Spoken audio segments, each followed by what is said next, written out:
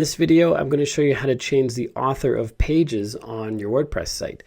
This is not something you can see on the front end unless you look in the source code, who the author is of a page, but you can see it in the back end here.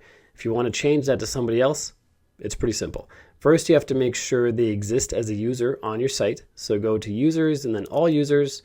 This will show you all the users that are currently on your site. So you make sure you have them here. If they're not here, click on add user, fill in this simple form here.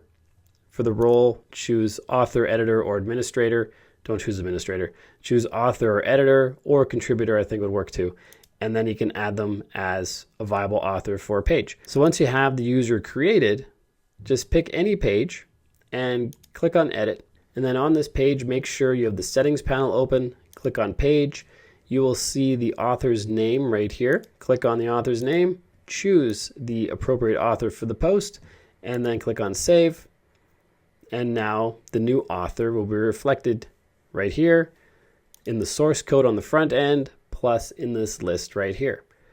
That's all there is to it. I hope this video helps you. If it does, make sure you like and subscribe to let me know. Then check out this video on your screen right now, which is going to show you how to speed up your WordPress site. Super fast WordPress sites rank better in Google.